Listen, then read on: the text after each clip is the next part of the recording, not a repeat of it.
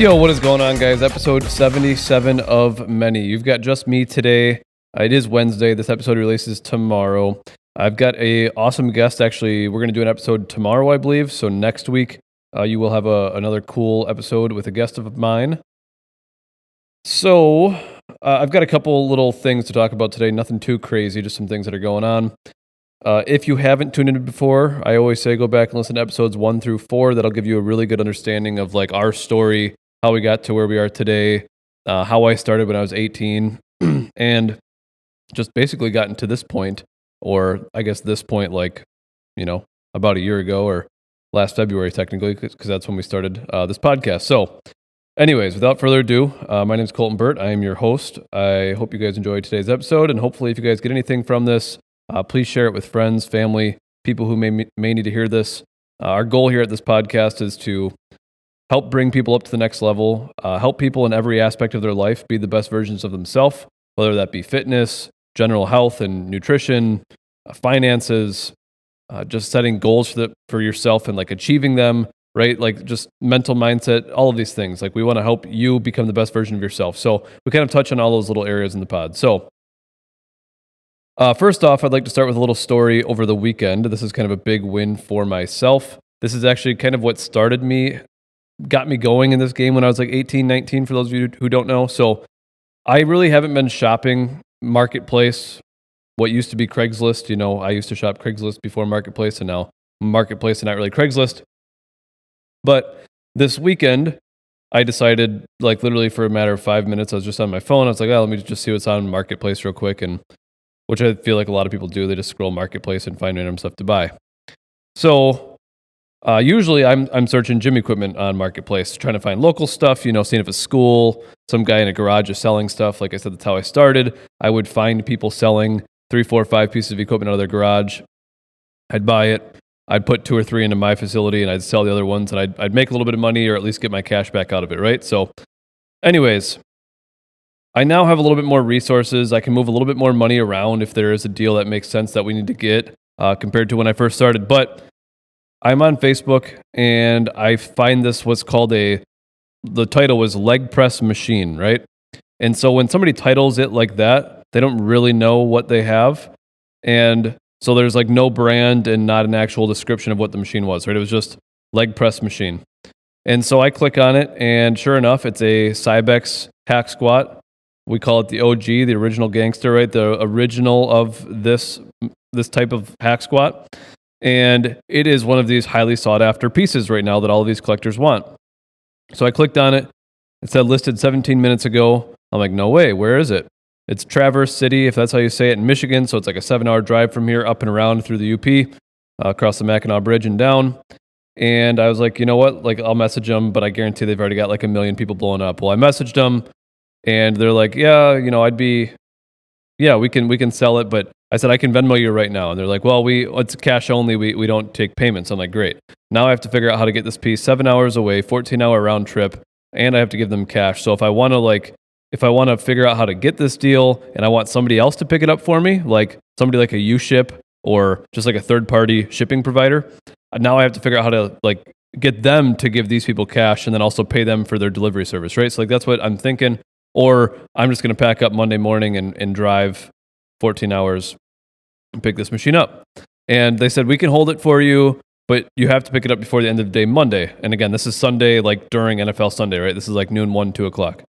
And so I said, okay, give me, till Monday afternoon and I'll figure this out. And I haven't told you guys how much this listing was up for yet, but just so you know, this unit sells for like $5,000 to $6,000, right? Like $4,000 to $6,000 for sure, but that $5,000 to $6,000 is what this unit can go for right now. And so I actually have this other site that I utilize that I put a little ad out there and said, hey, I need this piece picked up. And it's basically like another U-Ship. I didn't say how much I wanted to pay or anything. I just said, I need this piece picked up. Here's the dimensions. Let me know. Immediately I get a response, like literally within like 5 minutes of me posting this. And what I did was I searched their business name. I called them immediately. I said, hey, here's the deal. Here's how much this thing weighs. Like you saw a picture of it, but like, are you sure you can get this? Because it's a weird situation. They're like, yeah, I just didn't know what you meant in the ad about the cash. Like, what do you what do you mean I have to give them cash and then you want to pay me too?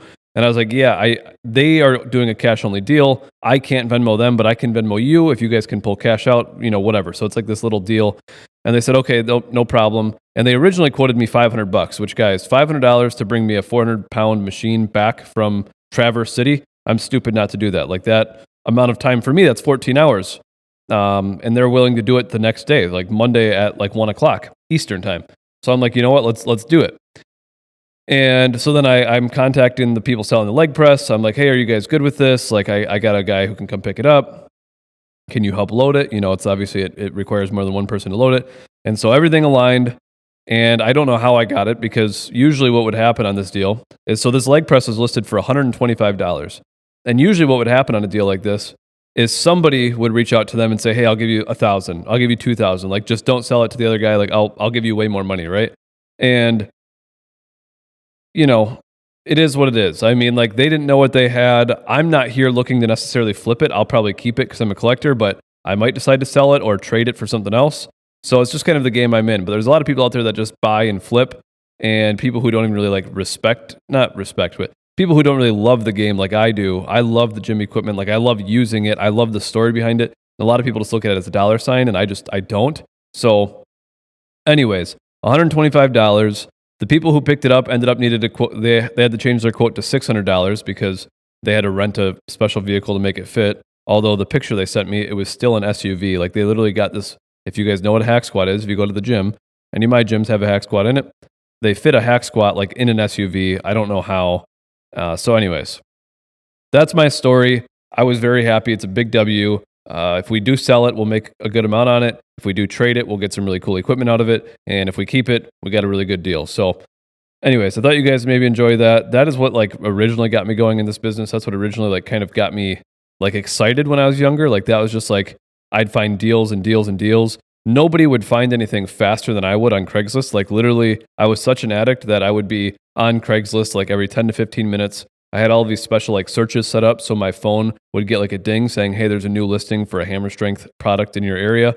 And then I basically had like every area in the Midwest, every major city. So like Minneapolis, Chicago, Madison, Green Bay. So like there's all these, Craigslist is a lot different than Marketplace, but I had all of these filters set up, and I would find, as soon as something was listed, I would get a notification if I hadn't already found it from searching it, right? So anyways, that's what it took for me to be very successful when I was young, as far as like in the gym equipment flipping business, the gym equipment purchasing business for my own facilities. And if you know me, I love gym equipment. I love putting way too much gym equipment in my gyms. I like having just like walking space to me isn't as important as the piece of gym equipment. So that's what I like to do. That's what gets me going. So anyways, I've got a couple other things here to talk about. I'm just here today sharing kind of some stuff that I'm working on. So yesterday, actually, I'll back up before I talk about yesterday. So we, as Priority Fitness, I've talked to you guys about Priority Fitness. Our new method or our new mindset is we are going to be the best fitness equipment installer in the world, right? Like, that's, how do we do that? How do we become the best installer in the world? And I know I've mentioned this in a couple other episodes, but we start talking about what kind of cars and vehicles do we drive? How cleaner are the insides of our vehicles? How nice are our trailers? What do we all show up looking like on the job, right? Like, we start thinking of every aspect of this, not just how to move gym equipment well. How well do our moving supplies look on the job? Does it look like our carts are brand new, or do our carts look like they've been here for 5 years and they should go in a fire, right? Like, those are the things we're thinking about. So what we did for our team, and I don't know that every business does this. I guess it probably depends on your size or whatever. But what we did is we went and actually spent about $1,400 on apparel. Now, we get a special price on apparel because we make all of our own stuff. So we ordered about $1,400 of blanks, and then we ordered another $200 of like our logos or whatever it was. And then we made everything ourselves, which takes some time. But so every guy on the team is getting new PF apparel, shirts, hoodies. I actually ordered a couple really nice different types of hoodies, Under Armour's, Adidas, another really heavy duty hoodie, kind of like a Carhartt kind of vibe, just so we could kind of see what style we liked. And then that way the guys had some variety depending on the weather, right? So we got some really nice hoodies for the guys, some really nice t-shirts. We're doing all black for shirts, hoodies, and hats. What we're going to do is whoever the lead is on the install, so like I'll get to yesterday's story here in a second, but like yesterday we had, 10, 12 guys on site. Our goal, once all of the apparel is done, is that everybody's going to be wearing black And then the lead, whoever's in charge that day, is going to be wearing a different color shirt. So that way when we go on an install, we can tell the customer, hey, this is Kyle. He's going to be the lead today. Just connect with him. What this does for us as an install company is, one, the customer doesn't like bother our entire team, but also the customer is not asking anybody on the team a general question when they don't really generally know the answer. So we've had times where a customer might ask another employee of ours a question. They say something, but it's not the right answer. It's the wrong price. It's the wrong situation. It's the wrong story, whatever. And it's just like a dangerous game. It's kind of like telephone in a way, like just different things are being talked about. So that way we can just really streamline communications and have a good situation, however we go about business there. So anyways, I'm super excited. We're getting this PF apparel done. Yesterday, I gave all of the hoodies out, or most of the hoodies out, to the guys. Everybody had like their first t-shirt. So most of us were like looking just the all black look. Some of us, everybody was wearing generally PF apparel, but anyways, it was super cool to see. So what excites me there is we were on this install yesterday. Everybody's looking the same. Everybody's looking good. There'd be so many of us, and the gym was packed. This is Janesville Athletic Club yesterday. It was a massive job for us. It was just a long, tedious day, and I'll explain the details. But there'd be times where I'd be like looking down one of the hallways, and like 5 guys would be walking back from, moving this or that. And you could just see, that's a PF guy, that's a PF guy, because we all just looked the same. Usually how we operate is like we all have different color shirts, but they're all PF branded. We all have different color hats, but they're all PF branded. And there's just like are these guys a company? Are they gym members, right? Like we just didn't really stand out. But now just seeing that line, it was just like so cool because that's something we've never done before. We've always been just I always say a bunch of college dudes just moving gym equipment around and working hard and breaking our backs basically, but not like actually looking like a business. So this was really cool. This is something I've been working on this year, is like systems and operations and making our businesses work better. So anyways, yesterday we're at Janesville Athletic Club. This job was massive. We had I can't remember, 16,000 pounds of plates, rubber and steel, that had to come out, and then 14 or 15,000 that had to go in. And so if you guys know anything about plates, 45s, 25s, 10s, 5s, and 2.5s, let me tell you, there was a lot of 45s, there was a lot of 25s. It was a long day of moving plates. So my main task yesterday was to help get the plates into the facility and disperse them all accordingly. Now, for those of you listening, when we get these brand new plates in, they are urethane, they're rubber, they've got oil on them for our shipping purposes. I think that's to just preserve the rubber, maybe from when it's being shipped, so it doesn't crack or so it doesn't rust, or these kinds of things. So there's always this oily substance on it. I could be wrong why they do that. I think that's why they do it, but there's this oily residue on it. So when we install brand new plates or dumbbells, if you grab them and you set them on the rubber floor for the customer, and then you take the plates off later, because what would happen is we would stack 40, not 40, we'd stack 20 45s high. And then when we're ready to disperse them, we'll unstack them and put them where they go. Well, that actually creates a ring on the rubber floor that doesn't come off very easy, if at all, of an oil stain, right? So yesterday, it was my job to help our guys. Basically, I was leading the crew on this part of it because there's all these different moving parts, and I'll explain it because I think it's interesting, and hopefully you guys find it interesting too. But so we have 8 crates of plates, 1 crate of dumbbells. The dumbbells were small, so I don't really want to talk about those. But we had 8 crates of plates. 2 or 3 of them had to go to this one section, but the other ones had to go to this other section. This other section was a decent walk away from where we were coming in. And then we had to go down 4 stairs, hit a landing, and then a 90-degree turn into this lower weight room area. Not the best access, especially to move gym equipment down. But so we have this, we would take 1 crate at a time. We'd get it right to the facility, or right to the staircase area, which again, the gym's open. So members are coming and going this entire time, and which is already annoying enough, especially in a very busy facility, just because we're trying to move and go as quick as we can. Anyways, so we get the crate right by the staircase. And what we would do is we would clean off probably, let's say 5 or 10 machines inside the gym of all the 45s and only the 45s. We'd stack all the 45s basically right down the stairs and across the platform, so it was out of our way.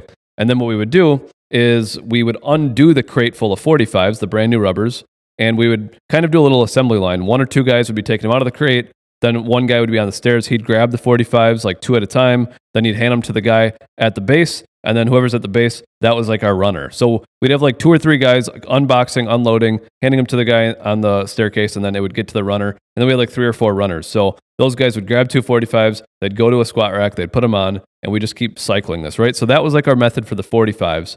So then once the crate was empty full of the 45s, now what we did was all the 45s we just stacked on the ground off those machines. What we did was we did like a 7-person assembly line. So 1 or 2 people up by the crate, 1 person on the stairs, 1 person on the platform, and then like 4 people in a row until we got to the stack of the 45s. And then it was literally just assembly line, 1 45 at a time, just cycling through, which was actually really, I enjoyed it. It was a workout for one, it sucked, but it was like the efficiency of just moving 45s right up the line, not like grabbing 2, walking them, getting in each other's way, and then like tiring ourselves out, going up and down the 4 stairs at a time. Like the efficiency there was just crazy. Like the speed was crazy. We definitely got slower towards the end, but we purposely did all the 45s first.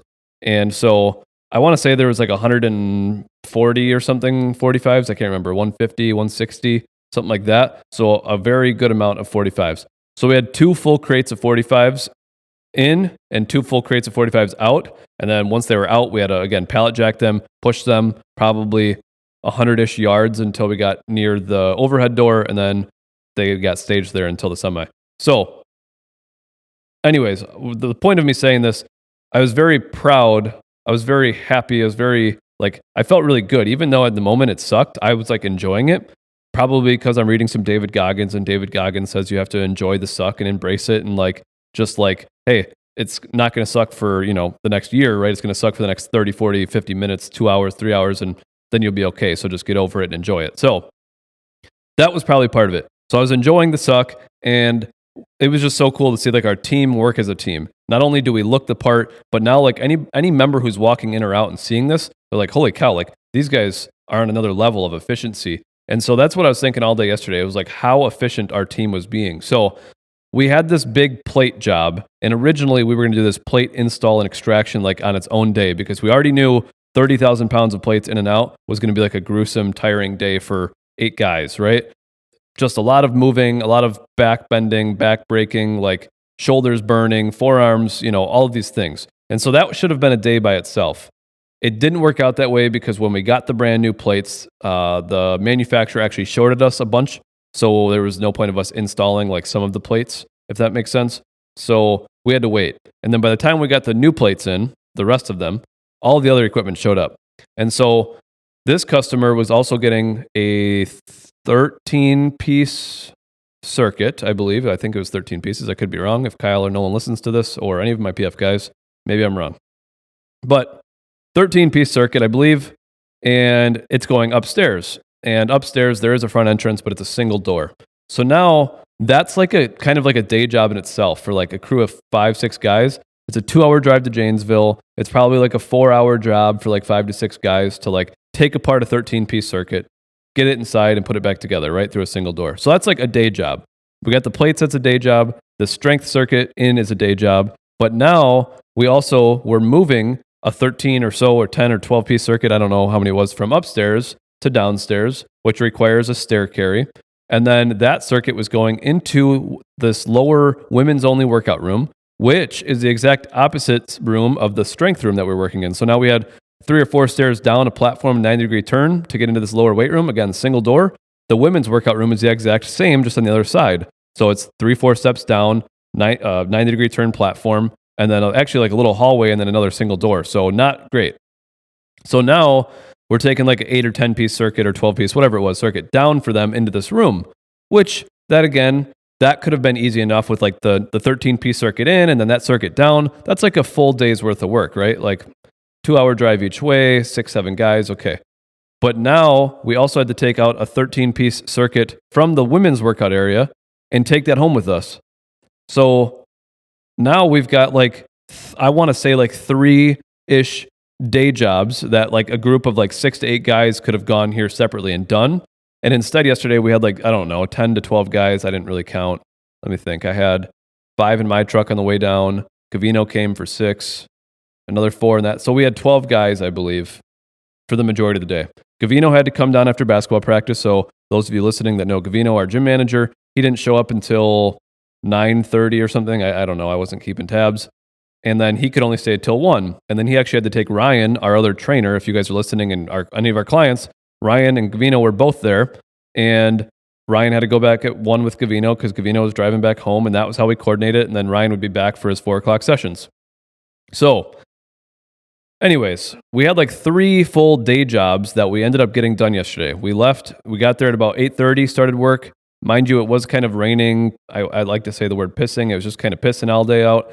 And so we get there at 8:30, kind of start moving, getting going, let's say by like 9. And we didn't leave there until 6:45-ish. So it was a long day. We didn't get home till almost 9. But sometimes that's what it takes. Like the customer was extremely happy. Amazingly, he was like impressed that we got it done in that amount of time. We were kind of assuming maybe we could get done at 4 or 5 o'clock. We knew it was going to be a long day. Sometimes you like to be optimistic and say 2, 3 o'clock is a potential as well. But overall, like we split up into groups. I had like half the team helping with the plates, maybe even more. And then like Kyle took his couple guys, some of the main guys, and we're like doing some more of the difficult lifting of the stairs. And anyways, if any of my PF guys are listening, I'm extremely proud of you guys and how well you worked, how hard we worked. It was a backbreaking day, but the efficiency I felt like was just on another level. I just felt that we were knocking stuff out of the park. We couldn't have been really much more efficient. There's always like, yeah, we could have cut off 20 minutes here, 20 minutes there. The last 45 minutes, it was like the customer reviewing the install and being happy and making sure this and that wasn't damaged or whatever, right? So anyways, it was great. The PF guys rocked it. We're starting to look the job. It was really cool. The last thing I'll say about PF, and then I've got like 1 or 2 little things to tell you guys, is we actually are going to start doing PF content, which I'm extremely excited about. So we're launching an Instagram for Priority Fitness. We've got our Facebook page. We don't do a whole lot on there, but if you guys are listening and want to see, like, what we're going to start doing is some time-lapse videos of these installs and extractions because I think it's so cool, like just to see us work like basically busy bees in the hive and just getting stuff done. But we'll also, like before and afters, the old equipment we take out, the new equipment we, put in, the stair carries, like we carried, and I don't want to say we because I was not partaking. I've got a bad lower back, so after moving all of those weights, like I was fried. I was still helping where needed as needed, but some of these PF guys are on another level and they'll actually carry stuff up and down the stairs like animals. So you guys should see like how we move some of this equipment sometimes. I know sometimes you see us moving stuff in our gyms, but it's nothing compared to some of these massive gym installs, swaps, moves, all of this. So we're going to launch some PF content. I'm super excited for it and just kind of see where that evolves. So we'll be doing Instagram, Facebook, like I said, before and after, time lapses, preventative maintenance, servicing treadmills, ellipticals. Like it's interesting to see how dirty some of this stuff gets in clubs too. So, which we probably shouldn't shout out the club name when we do that because then it looks like they maybe don't take care of their stuff. But anyways, so that's my PF story and all that stuff going on. Now I've got 2 things. One, I talk a little bit about finance, and I noticed this literally this morning. I was like, why is my credit score going down? Like I'm always so big with you guys on credit score and on-time credit card payments. And I'm like, what is affecting my credit score so badly? Because I literally pay all my credit cards, all my personal and business cards are paid off monthly, but my personal cards are like paid off almost weekly. Like I might just wake up at 5 a.m. and just be like, let me check Chase it real quick and like pay my personal card. It might have $50 or $100 on it. I just make it paid right away. So then it's out of my bank account. So I'm like, why is my personal credit score going down? And I remembered this morning that I heard something that some business cards will affect your personal credit still. So most business cards will not. And then I started doing some research. I'm like, why do I think it's one of my Capital One cards? And I found out that our Capital One Spark for business card, reports on my personal business score, my personal credit score. That business card that is for the business, set up for Grizzly Fitness, affects my personal credit score. And so the reason this was affecting my personal credit score is because most of my business cards, most of the business's business cards, the way they're set up is they are on auto pay. And the business kind of has like a rhythm to it, a cash flow, right? The way the money comes in and goes, that 30-day credit limit, that cycle, that when that statement balance is due, it works like in a rhythm. Like I said, the cash comes and goes and it knows when it's got to pay its bills. So most of the business cards are set up on auto pay. They're paid off before they're due, or whatever. And this Capital One Spark for Business affects me personally, and I had it set up on auto pay. Realizing now that the months that we've got a $2,000 or $3,000 or $4,000, $5,000, $6,000 outstanding balance because we bought a bunch of supplements for the gyms, new apparel, this credit card only has like a $8,000 limit on it. Like, it's nothing crazy for the business. And some months we're damn near maxing that thing out, but it's set up on auto pay, so it'll go right back to zero, and we don't get charged any interest because it gets paid every month. But when your credit card is showing that you're like maxing it out and not paying it off on time, and that statement balance shows, dude, you maxed out your card damn near again, that it is a red flag. I told you guys, you can only have that 10% or less revolving utilization is really our goal. So if we have a credit limit of $1,000, our goal is to only have $100 on that statement balance. Or if you have a $10,000 statement or a credit limit on that statement balance each month, you only want it to show $1,000. That'll be like an excellent credit utilization, and they will give you extra credit. Like, your credit score will go up for that utilization rate. So now I realize that this card is showing like a 80, 90% utilization rate, and now my credit score has gone down significantly because the last couple months we've been really utilizing that card. And so now I made a job on my calendar every Friday to check this card and pay it off right away, and remember not to max it out, because we can max it out, but it's got to get paid right away, right? So anyways, I thought you guys would find it interesting. I'm over here telling you guys how to get a better credit score. I learned something every day, and that's my one thing for today. So the last thing I'll say, because I'm trying to remind myself of this, so this is more of a note for me, but maybe for you guys as well. If you are anything like me when it comes to like tracking things, when numbers start getting involved, when like perfection becomes an option, or like things that I can be better at and that I care about, I really want to start like improving them to the best of my ability. And I've talked about this a couple times, how like when I was out in Vegas and I was kind of like that guy who just went to bed on time and kept my same sleep schedule and didn't care about anybody else as far as like the networking went. I worried about myself, right? So if you're anything like me when it comes to tracking these metrics, or a Whoop, if you've got an Apple Watch, if you've got a Garmin, if you've got a, whatever tool you're using to track your metrics, your sleep, your run, your lift, use them as a tool and not like a lifeline. Like, don't rely on them. Don't make them, they are very important, and they can be, you can use them as a tool to really increase a lot of aspects of your life, which I think are important. I'm not saying wear it and don't really watch the metrics and don't really care about them. That would be a very good baseline to what you do on a normal basis. But what I recommend doing is still be a human. And what I mean by that is, like, I get so wrapped up in having a perfect sleep consistency. Going to bed at 8:20, waking up at 5:20. I want the best sleep consistency because I just think it is very important for your circadian rhythm to get in a routine, to like maximize my chance at the best recovery, according to Whoop or my Oura Ring. That's what I have to do. Now, that's good to focus on and make a big part of my life most of the time.